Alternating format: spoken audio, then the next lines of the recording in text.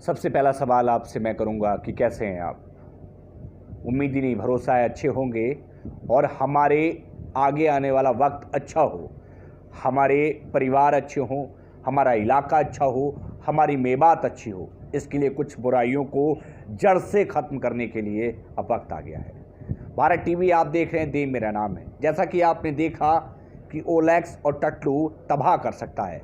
आपने थानों के आगे एक लिखा हुआ बोर्ड देखा होगा जिस पर लिखा होता है कि यहाँ पर सोने की ईंट, ओलैक्स, टटलू, यानी यहाँ पर धोखाधड़ी का काम जो है वो करने की कोशिश की जाती है। कृपया इससे सावधान रहें, सोने की ईंट ना खरीदें, या फिर तमाम तरीके के होर्डिंग्स लगाए गए हैं। क्या आपने कभी इस पर गौर किया? चलिए मैं आपको एक लाइव एग्जांपल देता हूं।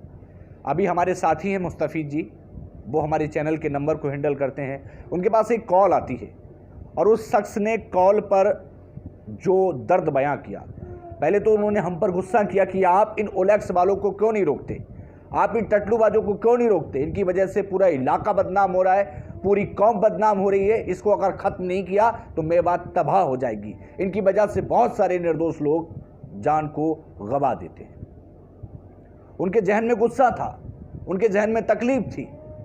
वो शख्स बहुत ज़्यादा परेशान थे क्योंकि वो कहीं ना कहीं किसी दर्द से गुजरे होंगे।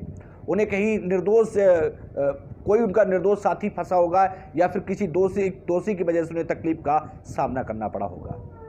तो ज़रूरी है कि इस तबाही के मंजर को रोका जाए। ओलैक्स टट्टू को कैसे रोक सकते हैं? हम आपको कुछ एग्जाम्पल देते हैं। कुंदन नगला का मामला हो, जहाँ कुछ चंद नाक के बराबर लोगों की वजह से पूरे गांव में तोड़फोड़ की जाती है, पुलिस आती है। और केवल कुंदन नगला ही नहीं, बहुत सारी ऐसी घटनाओं को हमने खुद कवर किया है। हमने रोती बिलखती महिलाएं देखी हैं। लोग कहते हैं कि हम गुनहगार नहीं है, गुनहगार कोई और है, लेकिन तकलीफ हमको सहनी पड़ती है।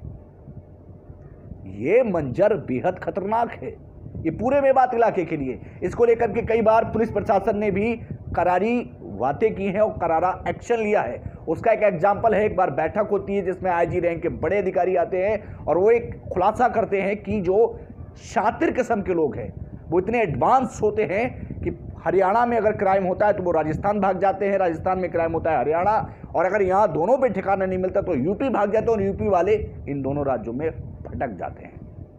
पुलिस की आंखों में धूल झोंकने की कोशिश करते हैं और निर्दोष और वो किस्म के लोग फंसते हैं जिनको उम्मीद भी नहीं होती। अगर आपका बच्चा शाम को 5,000 या 2,000 1,000 रुपये कमा के लाता है तो आपको सवाल करना चाहिए पैसे कहाँ से आए। वो जो रेहड़ा वाले शख्स ने जिसने हमको कॉल किया, उसने हमको कहा कि आपको इनके खिलाफ मुहिम चलानी चाहिए, इनकी वजह से पूरा इलाका बदनाम हो रहा है। कैसे रोकेंगे इस तबाही के मंजर को? इस सवाल आपसे भी है। तो यदि आपके आसपास भी ऐसी कोई घटनाओं को या क्राइम को अंजाम दे रहा है तो हम आपसे अपील कर रहे हैं, इस बर्बादी के मंजर को रोकिए। क्योंकि किसी ने कहा है कि मेहनत की एक एक कमाई में ऊपर वाला बरकत करता है। अगर कहीं से कोई गलत पैसा आता है तो वो पूरे इलाके के लिए, उस घर के लिए, उस समाज के लिए, उस गांव के लिए, उस शहर के लिए नुकसान देता है। ऐसे में प्रशासन का सपोर्ट करें। यदि सामाजिक स्तर पर उसका बहिष्कार कर सकते हैं, सामाजिक स्तर पर उसका बहिष्कार करिए। और आपको पता है कि आदमी गलत काम करता है, गलत धंधे में इसका हाथ है, तो उसके साथ रिश्ते नाते खत्म करिए। इस तबाही के मंजर को रोकने की जिम्मेदारी सिर्फ आपकी है। ये कड़वी सच्चाई में हम आपके साथ शेयर कर रहे हैं।